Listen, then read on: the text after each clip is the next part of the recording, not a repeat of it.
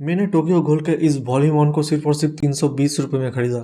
कैसे खरीदा ये जानने के लिए वीडियो को एंड तक जरूर देखना। बाय द वे, गंजा होकर कैसा लग रहा हो कमेंट में ज़रूर बताना।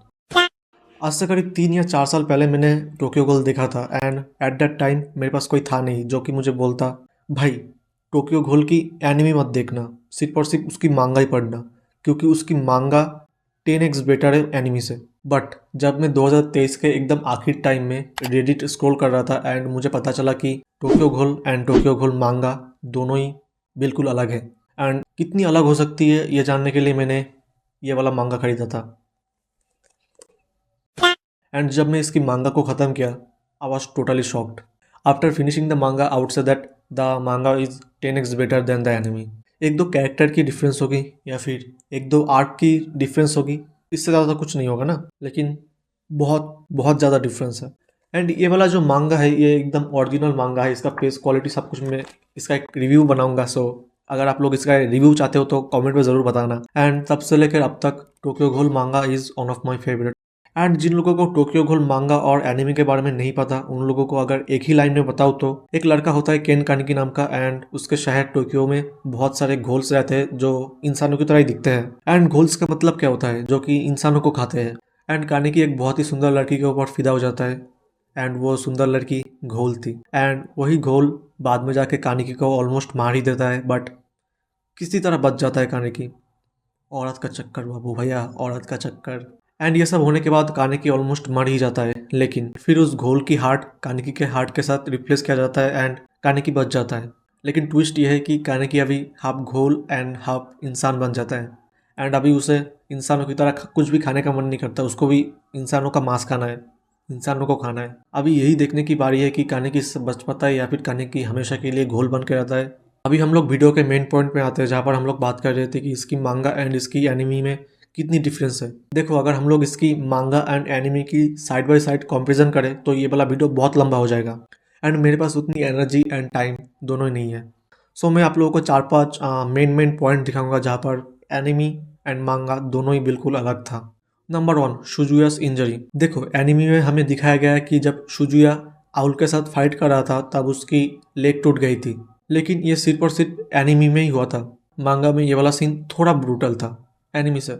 मांगा में जब शुजुया फाइट कर रहा था तब उसने अपना पूरा लेग ही खो दिया था। आई मीन एनिमी में ये वाला सीन दिखाना चाहिए था, क्यों नहीं दिखाया?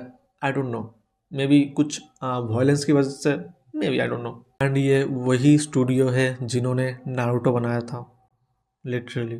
नंबर 2, कानेकी एंड टोका हैड मोर सीन्स इन मांगा देन द एनिमी। अगर आप लोगों ने एनिमी देख रखे होंगे तो आप लोगों को पता होगा कि टोका एंड कानेकी का जो रिलेशनशिप है वो बहुत ही जल्दी फिनिश करने की कोशिश की गई है। आई मीन ऑडियंस को पता चलता उससे पहले ही वो सेक्स सीन, क्योंकि मांगा में slowly slowly they were getting pretty close, जो कि हमें एनिमी में नहीं दिखाया गया। एंड मांगा में एक छोटा सा आर्क भी आता है जहाँ पर टोका कानेकी को ट्रेन करवाती है स्ट्रांग होने के लिए। एंड ये वाला आर्क काफ़ी इंपॉर्टेंट थी आई गेस इन दोनों के रिलेशनशिप के लिए, जहाँ पर हम लोगों को देखने को मिलता है कि ये दोनों एक दूसरे का कितना केयर करते हैं। एंड आई गेस ये एनिमी में रखना चाहिए था जो कि स्टूडियो वालों ने नहीं रखा। Third number, कानेकी torture room. देखो, कानेकी का जो टॉर्चर एपिसोड था एनिमी में वो वाला एपिसोड उन लोगों को अच्छे से अडेप्ट करना चाहिए था, क्योंकि ये वाला episode one of the most important episode थी। आई मीन ये लोग बहुत सारा सीन तो ऐड ही नहीं किया मांगा से, क्योंकि बहुत ही ब्रूटल था मांगा में एंड एनिमी में उतना ज़्यादा ब्रूटल नहीं था एंड बहुत ही शॉर्ट था। आई मीन कॉम्पेयर टू मांगा, एनिमी में बहुत ही कम सीन था टॉर्चर का एंड बहुत ही कम ब्रूटल था। सो आई गेस ये टॉर्चर वाला जो सीन था वो तो अच्छे से अडेप्ट करना चाहिए था एटलीस्ट। एंड मैं ज़्यादा डिटेल्स में बताऊंगा नहीं कौन सा सीन्स था जो वो लोगों ने कट कर दिया, क्योंकि मेरा वीडियो ऐसा ही लोग बहुत कम देखते हैं। सो ज़्यादा बताऊंगा तो लोग स्किप कर देंगे। नंबर 4, कानेकी का भी चोल्चिया रेड में था ही नहीं, बल्कि इन द मांगा कानेकी डॉक्टर कोरोस के लैब में घुस गया था एंड उस लैब में जाकर कानेकी को पता चलता है कि उसी की तरह जो आधा इंसान एंड आधा घोल, जिनको लोग ऑन नाइट घोल बोलते हैं, उनके ऊपर डॉक्टर अनएथिकल रिसर्च कर रहे थे। एंड ये वही डॉक्टर है जिन्होंने कानेकी को घोल बनाया था।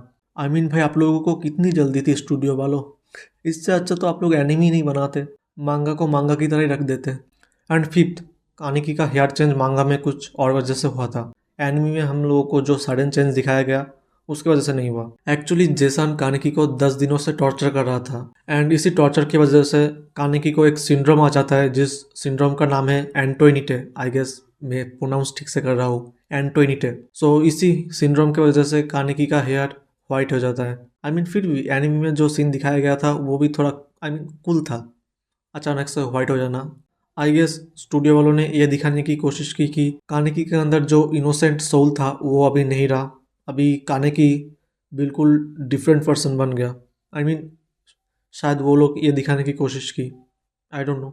एंड अभी क्वेश्चन आता है कि कैसे मैंने ये वाला मांगा को 320 रुपये में ख़रीदा। सो मैंने अमेज़ोन में रैंडमली मुझे ये वाला मांगा मिल गया था एंड लकीली ये वाला मांगा कोई सेलर सेल कर रहा था जो maybe second hand sale कर रहा था एंड मुझे 320 रुपये में मिल गया, वो भी बिल्कुल ब्रांड न्यू। एंड अगर आप लोगों को इस मांगा के ऊपर एक कंप्लीट रिव्यू वीडियो चाहिए तो कमेंट पे ज़रूर बताना and join my Discord server and follow my Instagram account.